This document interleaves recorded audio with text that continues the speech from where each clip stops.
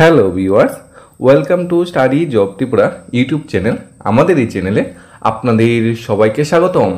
ত্রিপুরার মন্ত্রিসভা ঘটা করে স্পেশাল এক্সিকিউটিভ নিয়োগের সিদ্ধান্ত নিয়েছিল 30 সেপ্টেম্বর 2022-22-এ, কিন্তু সেই সিদ্ধান্ত এখনও বাস্তবায়ন হচ্ছে না। তাহলে কি মন্ত্রিসভার সিদ্ধান্ত কার্যকর হচ্ছে না? হয়তো মন্ত্রিসভা যারা সিদ্ধান্ত নিয়েছে তারা হয়তো সিদ্ধান্ত নেওয়ার পর সেটা ভুলে যায়। আজকের ভিডিওতে আমি নিয়ে আসছি সেই সিদ্ধান্তটা কী হয়েছিল। তোমরা ম্যাক্সিমাম শেয়ার করবে যাতে জানতে পারে, যারা ভুলে গেছে তারা জানতে পারে যে কি প্রতিশ্রুতি অ্যাকচুয়ালি দেওয়া হয়েছিল। আমরা কি দেখে নিই। আরেকটা গুরুত্বপূর্ণ খবর, মাননীয় মুখ্যমন্ত্রী আজকে ঘোষণা করেছেন নিশ্চয়ই ওনার একটা কর্মসূচিতে, গরিব অংশের বেকাররা যারা রয়েছে তাদের জন্য গতকাল আমাদের এই রিক্রুটমেন্ট রুলস আমরা হোম ডিপার্টমেন্টের অধীন ক্যাবিনেট মিটিং এ সিদ্ধান্ত গ্রহণ করেছি। 6065 জন স্পেশাল এক্সিকিউটিভ আমরা এক মাসের মধ্যে নিয়োগ করতে চলেছি। 6065 যারা হোম ডিপার্টমেন্ট পুলিশের অধীন কাজ করবে এবং প্রথম তাদেরকে কন্ট্রাক্ট বেসিস নেওয়া হবে। তাদের শিক্ষাগত যোগ্যতা মিনিমাম থাকতে হবে 8 পাস এবং এসপি জেলার যারা এসপিরা রয়েছেন তারাই হবে তাদের রিক্রুটমেন্টের মাধ্যম, এসপির মাধ্যম। আমাদের দীর্ঘদিন ধরে আমাদের ইচ্ছে ছিল চাকরির দরজা খুলে দেওয়ার জন্য। টিপিএসসির মাধ্যমে বিভিন্ন পরীক্ষায় দপ্তরের যে পরীক্ষাগুলো তাদের মাধ্যমে এই চাকরিগুলো রাজ্য সরকার প্রদান করে আসছে এবং যারা সমালোচনা করছেন যে সরকার চাকরি দিচ্ছে না, চাকরির দরজা বন্ধ হয়ে আছে, যারা জেগে ঘুমোচ্ছেন, চোখ খুলে ঘুমোচ্ছেন, তাদের প্রতি আমাদের এটাই উত্তর থাকবে এই শারদোৎসবের প্রাক্কালে যে আমরা সামাজিক ভাতার প্রতিশ্রুতি ছিল আমরা দিয়েছি 2000 টাকা, নতুন আরো 30,000 সামাজিক ভাতা আমরা 2000 টাকা করে প্রদান করব।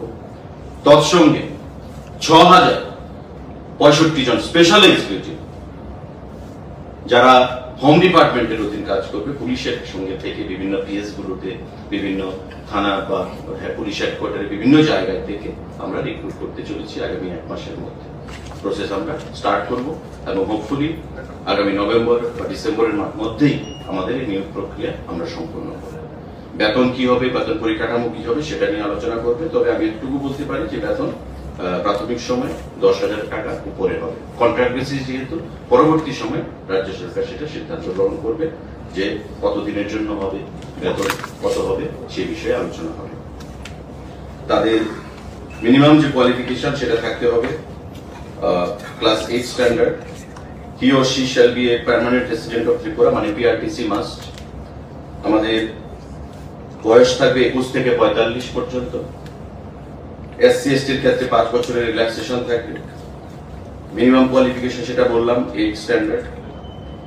ফিজিক্যালি এন্ড মেন্টালি ফিট হতে হবে। Should have no criminal record against him in any police station or having no adverse report regarding attachment. সেক্ষেত্রে সিলেকশন যে procedure, the district SP shall arrange wide publication about the screening and enlistment of special executives in the district. Eligible candidates may apply to the local OC, মানে police স্টেশনের মাধ্যমে apply করতে হবে এবং সেই police station থেকে recommendation SP লেভেলে যাবে। এসপিরা তার অ্যাপয়েন্টমেন্ট প্রদান করবে। যে কাগজপত্রগুলো লাগবে Aadhaar card, birth certificate, school leaving certificate H2 হিসাবে, medical fitness certificate issued by government medical officer, attested copy of school living certificate or attested copy of mark sheet এগুলো থাকতে হবে, certified copy of the ordinary resident register এগুলো থাকতে হবে। The OCPS shall prepare a list of eligible candidates after preliminary scrutiny of the applications and supporting documents. যেটা বললাম যে যারা অ্যাপ্লাই করবে লোকাল পিএস এ তারা যাবে, গিয়ে অ্যাপ্লাই করবে, ওসি সেই লিস্ট তৈরি করবে এবং সেই লিস্ট তৈরি করার পর এসপি কে পাঠাবে এবং এসপি সেগুলোকে স্ক্রুটিনি করে তাদেরকে ডেকে তাদের অ্যাপয়েন্টমেন্ট দেওয়ার বন্দোবস্ত করবে। The district superintendent of police shall constitute a screening committee consisting of the additional SP, deputy SP, DIB and representative of a special branch. The committee may constitute as many subcommittees, each headed by an officer of deputy SP rank or the DSP rank, as felt necessary to scrutinize the documents signed by the OCPS. Thereafter, the subcommittees shall call the listed persons for assessing their suitability for the post on the basis of the following criteria for a maximum of 100 marks. Orientation to assist the police, ability to maintain rigid in order to prevent crime and law and order problems, ability to observe suspicious activity and or suspicious movement, ability to read and write in local language. অর্থাৎ তাকে যেখানে posting দেওয়া হবে সেই জায়গায় তার কাজ কি থাকবে, যে পুলিশকে টাইম টু টাইম রিপোর্ট করা, আইবির যে কাজগুলো থাকে, তার ঘটনা কি হতে পারে পুলিশকে আগে থেকে রিপোর্ট করা, কোনো ঘটনা সম্পর্কে কি হয়েছে সেটা রিপোর্ট করা, কোনো ঘটনা অ্যান্টিসিপেটেড এমন হতে পারে পুলিশকে অ্যাডভান্স ইনফর্ম করা, অর্থাৎ ভিজিল তার যে সতর্কতা সেগুলো রাখা সমাজের প্রতি, নেশার বিরুদ্ধে কারা নেশা ব্যাপারীরা রয়েছে তাদের বিরুদ্ধে ইনফরমেশন প্রদান করা, এই জিনিসগুলো পুলিশ ডিপার্টমেন্টের অধীন হয়ে থাকে এবং সেটাকে আরো ত্বরান্বিত করার জন্য, অ্যাসিস্ট করার জন্য পুলিশকে, থানাগুলোকে আমাদের এই স্পেশাল এক্সিকিউটিভ একটা গুরুত্বপূর্ণ ভূমিকা পালন করবে বলে আমরা মনে করি। তাই 6065 জনের মতো সেই ফিগার আগামী 1-1.5 মাসের মধ্যেই আমরা প্রসেস আশা করি আমরা শেষ করতে পারবো এবং এতে করে যুবকদের একটা কর্মসংস্থানের বিশাল সুযোগ আমাদের সরকার। তাহলে আমরা নিজের মুখে, নিজের চোখে শুনতে বা দেখতে পেরেছি বা মনে করতে পেরেছি মাননীয় মন্ত্রী সুশান্ত চৌধুরী মহোদয় তখন কি পড়েছিল, তখনকার মন্ত্রিসভা কী সিদ্ধান্ত হয়েছিল। আমরা যদি সামারাইজ করি, তখন মন্ত্রিসভা 2022 সালে 30 সেপ্টেম্বর মন্ত্রিসভা সিদ্ধান্ত হয়েছিল ত্রিপুরাতে 6065 জন স্পেশাল এক্সিকিউটিভ নিয়োগ করা হবে এবং 1-1.5 মাসের ভিতরে পুরো প্রসেস কমপ্লিট করা হবে, অর্থাৎ অক্টোবর, নভেম্বর, ম্যাক্সিমাম ডিসেম্বর 2022-এর ভিতরে পুরো প্রসেস কমপ্লিট করার কথা। তারপর 2022 ডিসেম্বর তো চলে গেল, কোনো প্রসেস কমপ্লিট হয়নি। তারপর বেকাররা বুকে আশা বেঁধেছিল যে হয়তো 23 নির্বাচন আগে হয়তো জানুয়ারি ফেব্রুয়ারির ভিতরে কমপ্লিট করে নেবে এবং 23 নির্বাচন হয়তো তাদের কোনো দায়িত্ব পড়তে পারে, সেই আশা সবাই বসেছিল। আশা তো বসবেই, মাননীয় মন্ত্রিসভা মন্ত্রী এই কথা বলেছে, তাহলে তো সবার মুখে বা সবার মনে একটু আশা জাগবে। এটা তো তেন লোক বলেনি, মাননীয় মন্ত্রী বলেছে বলে কথা, তাই সবার মনে সেই আশাটা জেগেছিল যে 2023 নির্বাচনের আগে স্পেশাল এক্সিকিউটিভ নিয়োগ হয়ে যাবে। সেভাবে সবাই প্রস্তুতিও নিচ্ছিল, কিন্তু 2023 নির্বাচনের আগে স্পেশাল এক্সিকিউটিভ নিয়োগ করা হয়নি। সেখানে সবার মনে একটা আশা, সে আশাটা একটা বাধাপ্রাপ্ত হয়েছে, সবাই মনে আঘাত পেয়েছে যে মাননীয় মন্ত্রী নিজের কথা যেটা বলেছে, মন্ত্রিসভা যেটা বলেছে সেটাই তারা করতে পারছে না। তাহলে মন্ত্রিসভার সিদ্ধান্ত কি? এটা কি আসলে মন্ত্রিসভার সিদ্ধান্ত নাকি ছেলে খেলা? যেটা সিদ্ধান্ত এটা বাস্তবায়ন হয় না, খালি নেওয়া হবে, মানে গোটা করে সাংবাদিক সঙ্গে বলা হয়, কিন্তু নেওয়ার হয় না। জিআরবিটির ক্ষেত্রে সেম, অন্য চাকরির ক্ষেত্রে সেম। তাহলে স্পেশাল এক্সিকিউটিভ ভাই বোনরা সবাই একটা নিরাশায় ভুগতেছিল। তারপর হঠাৎ করে আমাদের সরকার অক্টোবর নভেম্বরের দিকে একটা নতুন নোটিফিকেশন জারি করে, যেখানে বলে স্পেশাল এক্সিকিউটিভ ভাই বোনরা যারা গত বছর অ্যাপ্লাই করতে পারোনি তারা চাইলে এবছর অ্যাপ্লাই করতে পারো, তোমাদের জন্য অ্যাপ্লিকেশন লিঙ্ক খুলে দেওয়া হবে, তোমরা নতুন করে অ্যাপ্লাই করতে পারো। তখন আবার গোটা করে অনেকেই আবার অ্যাপ্লাই করেছিল, মেডিকেল সার্টিফিকেটও দিয়ে টাকা অর্থ খরচ করে আবার অ্যাপ্লাই করেছিল। তখন সবাই অনেকটা নিরাশা হয়েছিল যে 2022 ডিসেম্বর মাসে হইতে যেটা নিয়োগ হওয়ার কথা, এটা অ্যাপ্লিকেশন প্রসেস হয়ে 2023 নভেম্বর ডিসেম্বর চলে যাচ্ছে, তাহলে নিয়োগটা কবে হবে? সেই আবার নির্বাচন চলে আসলো 2024 যে তোমাদের লোকসভা নির্বাচন, তার দিনক্ষণও চলে আসবে। তারপর তার ঠিক প্রাক মুহূর্তে স্পেশাল এক্সিকিউটিভের যে ইন্টারভিউ প্রসেসটা জানুয়ারির লাস্ট উইকের দিকে শুরু হয়েছে। সবাই সুন্দর মতো করে 100% কনফিডেন্স নিয়ে সেই ইন্টারভিউতে বসে, ইন্টারভিউতে ভালো হবে, ইন্টারভিউতেই 100 মার্কসের ইন্টারভিউতে 2-3-5টা কোশ্চেনও করা হয় অনেকে।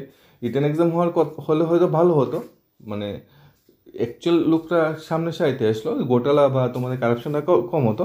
কিন্তু কন্ট্রাকচুয়াল জব 3 বছরে 11,000 টাকা বেতনে, এটা কিন্তু মানে ইন্টারভিউ হওয়ার কথা আগে থেকেই এটা ধরে নেওয়া হয়েছিল। তারপর সবাই ইন্টারভিউ দিল, ইন্টারভিউ যেটা ফেব্রুয়ারি মাসে শেষ হয়ে যাওয়ার কথা তাকে গোটা করে আরও 1 মাস বাড়িয়ে মার্চ মাসের 1st-2nd উইক পর্যন্ত নিয়ে আসা হয়, যাতে নির্বাচনের আগে আর এটা প্রসেস কমপ্লিট না করে। যখন ফেব্রুয়ারি 15-16 শেষ হয়ে যাওয়ার কথা ছিল, তখন যেটা বাড়িয়ে যখন মার্চ মাস আনা হয়, তখনই সবাই বুঝতে পেরেছিল যে নির্বাচন চলে এসে, নির্বাচনের আগে এটার প্রসেসটা কমপ্লিট হবে না। আমরা 23 নির্বাচনে আমাদের নিয়ে গান গাওয়া হয়েছে, 24 নির্বাচনে গান গাওয়া হচ্ছে, মানে দুইটা নির্বাচন, মাঝখানে একটা উপনির্বাচন, অর্থাৎ তিনটা নির্বাচন চলে গিয়েছে। একটা গিয়েছে বিধানসভা নির্বাচন 2023, একটা গিয়েছে বাই ইলেকশন উপনির্বাচন, ধনপুর আর বসকনগর সমস্ত উপনির্বাচন হয়েছিল, সেটার আগে নিয়োগ হয়নি। এরপর লোকসভা নির্বাচন চলে এসেছে, সেটার আগে নিয়োগ হয়নি। এখন লোকসভা নির্বাচনের তো আচরণবিধি চলছে, জুন মাসে সেটা উঠে যাবে। এখন সবাই আশা নিয়ে বসে আছে জুন মাসে নিয়োগ হবে, কিন্তু আশাটা আমরা কীভাবে করব? কারণ জুলাই তো পঞ্চায়েত নির্বাচন, তাই আবার চলে আসছে পঞ্চায়েত নির্বাচন। মানে দেখো, একটা চাকরির প্রসেস যেটা মন্ত্রিসভা বলেছিল ডিসেম্বর 2022 কমপ্লিটের কথা, এটা ডিসেম্বর 2023 চলে গেছে, ডিসেম্বর 2024 দেখ করে চলে আসবে, কিন্তু নিয়োগ কিন্তু হচ্ছে না। মানে মন্ত্রিসভার সিদ্ধান্ত আর বাস্তব কিন্তু পুরো আলাদা। সিদ্ধান্ত হচ্ছে একরকম, বাস্তবে প্রয়োগ হচ্ছে না বললেই চলে। মানে চাকরি চাকরি চাকরি, কিন্তু বাস্তবে নিটফল জিরো। অর্থাৎ স্পেশাল এক্সিকিউটিভ ভাই বোনদের সাথে সেটা হয়েছে। স্পেশাল এক্সিকিউটিভ ভাই বোনরা কী করেছে, বিধানসভা নির্বাচনের আগে বুক বেঁধে আশা পেতে বসেছিল, যেহেতু মন্ত্রিসভা বলেছিল বিধানসভা নির্বাচন আগে নিয়োগ করবে, করেনি। লোকসভা নির্বাচন আগে আশা নিয়ে বসেছিল, আর একটা ইন্টারভিউ প্রসেস শুরু হয়েছে, হয়তো নিয়োগ হবে, হয়নি। এখন সবাই আবার লোকসভা নির্বাচনের পরে নিয়োগ হবে সে আশা নিয়ে বসে আছে। কিন্তু সামনে কিন্তু আবার পঞ্চায়েত ইলেকশন জুলাই চলো হয়ে যাচ্ছে। তাহলে পঞ্চায়েত আর বিধানসভা লোকসভা নির্বাচনের মাঝখানে 15-20 দিনের গ্যাপ থাকবে নির্বাচন আচরণবিধির মাঝখানে। এই 15-20 দিনে নিয়োগ হবে কি না কোশ্চেন মার্ক। তাই তোমরা আশা নিয়ে বসো, কিন্তু বেশি আশা নিয়ে বসো না।